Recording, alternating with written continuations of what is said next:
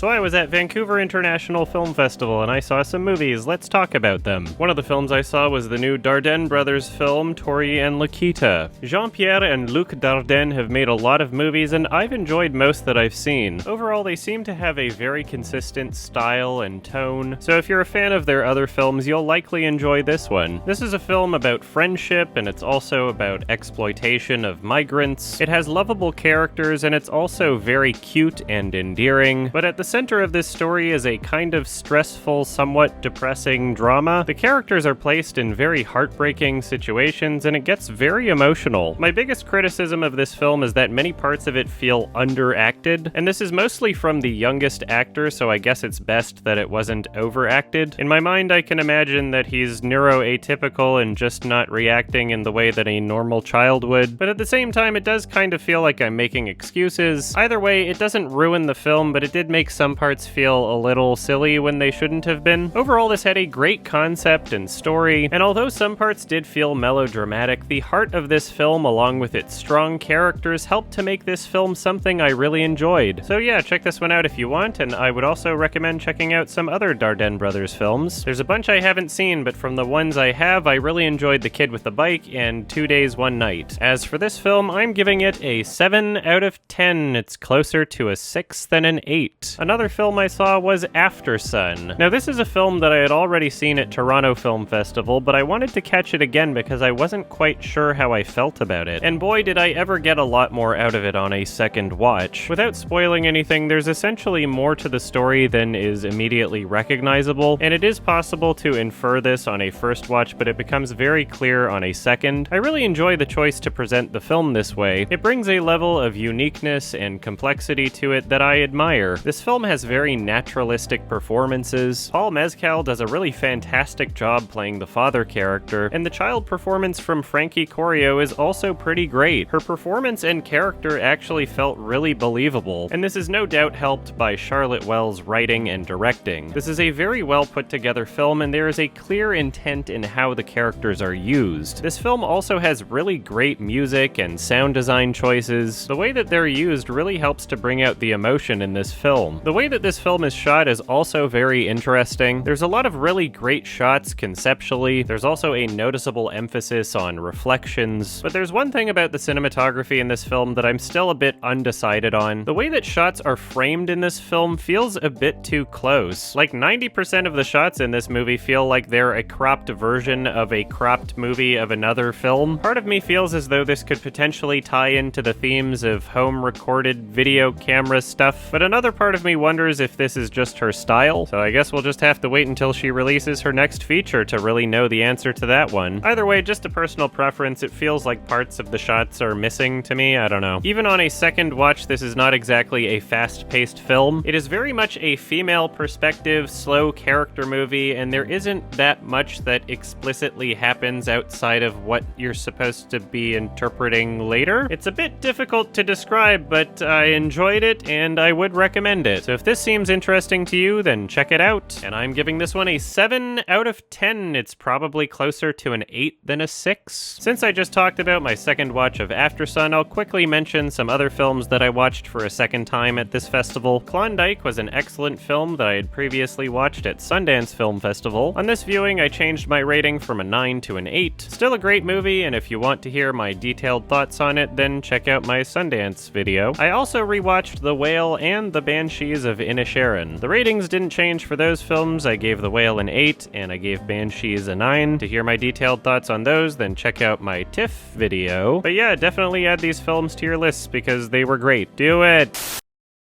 Another film I saw was Quantum Cowboys. This is a weird cowboy movie with different dimensions and different animation styles representing each of them. Some of it is rotoscoped, some of it is a filter, some of it is Joel Haver style. That aspect was pretty interesting, and I was hoping for a good story to go along with it, but unfortunately this film just felt pointless and incomprehensible. It was so insanely boring, and it did not at all justify the hour and 40-minute runtime. Could would have made for a good short film maybe, but boy was I ever uninvested. Not even David Arquette could save it. I very much appreciated the film's attempt at being stylistic by including a large variety of animation styles, but most of them did not look great. It was just varied, and even then it never feels like the film justifies its own style. There's a quantum angle, but there might as well not have been. Anyway, this film was very forgettable. The most memorable part about it is how long it felt as I was watching it. This is probably the most boring movie I've sat through the entire year, so yeah, probably don't watch it. And I'm giving this one a 3 out of 10. Another film I saw was Sick of Myself. This is a Norwegian dark comedy character study about an absolute narcissist, so right away it's hard not to compare this to The Worst Person in the World. Thankfully, however, these are both very different films with different strengths. The type of narcissism displayed by the main character in this film is a lot more overt and extreme, and the entire narrative of this film is a lot more simple and contained. This film feels like the perfect balance between foreign art house films and silly mainstream comedies. The narrative in this film seems to sacrifice a heavy amount of logic for the sake of comedy, but unlike a lot of movies, it always manages to feel worth it. There are aspects to this film that feel more than implausible, but it was so funny that I wasn't really bothered by it. It was a very narratively satisfying film, and not just in terms of laughs. There are certain aspects that get set up in this film, and I found myself saying in my head, oh, I hope they show this. And they did, even though most movies wouldn't have. It was great. The movie is nowhere near as well shot as something like The Worst Person in the World, but it still looks great. The lighting was very natural, but I was sometimes wishing it were brighter. The performances in this film were fantastic, and the actors were all very convincing. The makeup in this film was also great. Overall, this was a simple but hilarious, very watchable movie, and I'll definitely be seeing it again. So check this one out whenever you can, and I'm giving this one an 8 out of 10. Another film I saw was R.M.N. This is the newest film from Romanian director Cristian Mungiu. He has directed 2 films that I absolutely love called 4 Months, 3 Weeks, and 2 Days and Graduation. So I was very excited to see this one, and unfortunately I was a bit disappointed. Just like his other films, the cinematography was absolutely fantastic. There was beautiful scenery, and it was very well captured. There were also some really long single takes in this film that were pretty incredible. However, where this movie really falls apart is its script. Much of the film feels incredibly unfocused, and even when it eventually started to feel focused, its handling of serious issues felt a bit sloppy and transparent. It was also very difficult to get attached to the story. There really wasn't much to the main character, if they were even supposed to be the main character. One thing that I noticed about this film compared to the director's other works is that this has a pretty large cast. He's essentially trying to bring character to an entire village of people, and I think this complexity is part of why this film feels so unfocused. Every other film I've seen from this director has been a lot more focused and contained, so perhaps the problem here is that it was trying to do too much at once. Again, this film looks beautiful, and there were also some great performances. There's some really powerful stuff in this film on its own, but as a complete work, it just didn't work. There are also parts of this film that felt really awkward. The child actor wasn't great despite them not really being required to do much at all, and the musical glass scene in this film was peak cringe. They had a few glasses of water on the table, and they were playing songs with them with their fingers and clanking them with forks and knives and whatnot, but apparently the film thinks that you can get different notes based on how you hit it, and it's not determined by the amount of water in the glass. It was played completely seriously, and it went on for a while. It was very awkward. It was possibly the most fake music playing I've seen in a movie since the piano playing in Victoria. Anyway, this movie was simultaneously absolutely bizarre and incredibly forgettable. Please check out the other 2 films I mentioned from this director because they are genuinely fantastic. But as for this movie, I'm giving it a 5 out of 10. It's closer to a 6 than a 4.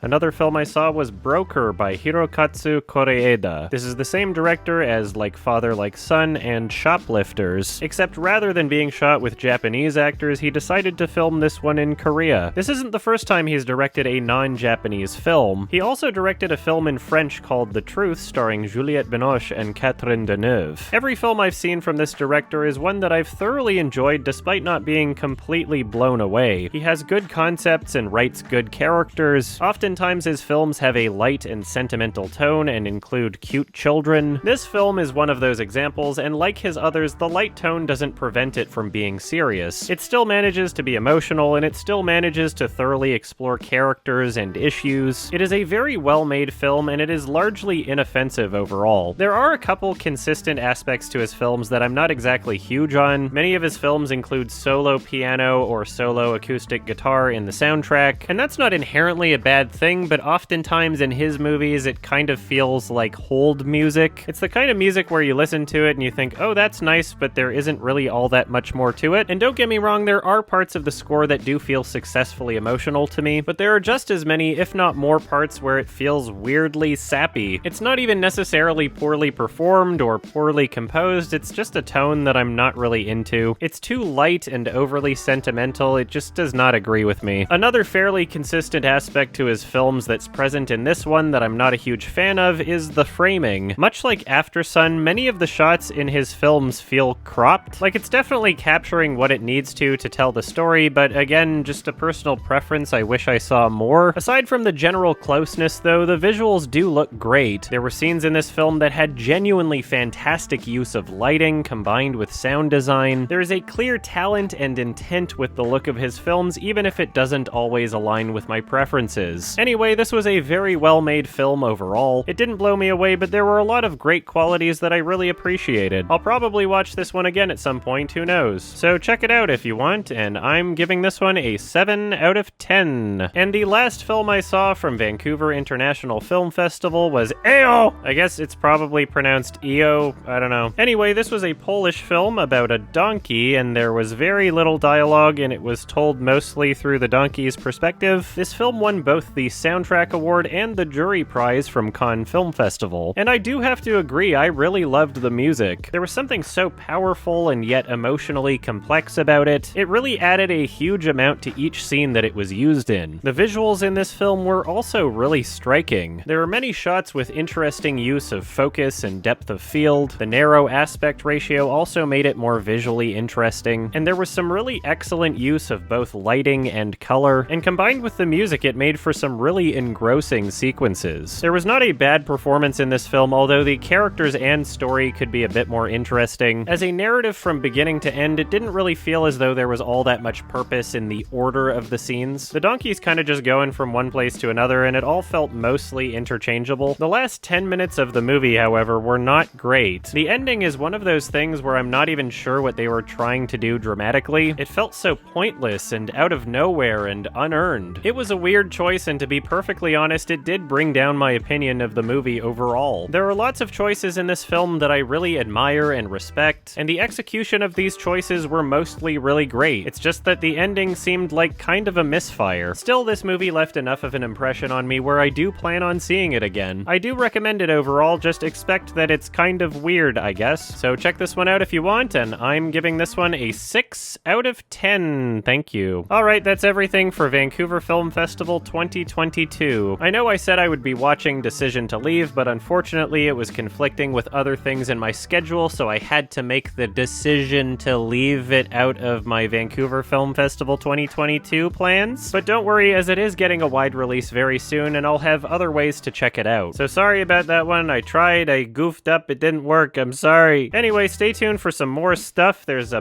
bunch of movies that I've seen that I still have to talk about. There's a lot of stuff I need to do, so I'm gonna get to it. Thank you, bye-bye. Jogo, I thought that you guys were like trolling. There's literally an article headline I think that says Resident Evil producers says Village was balanced based on feedback that Resident Evil 7 was too scary. Like, really though? I legit believe it. I mean, based on what I've seen from this game, I believe it. What do you think? Okay, this is from videogameschronicle.com.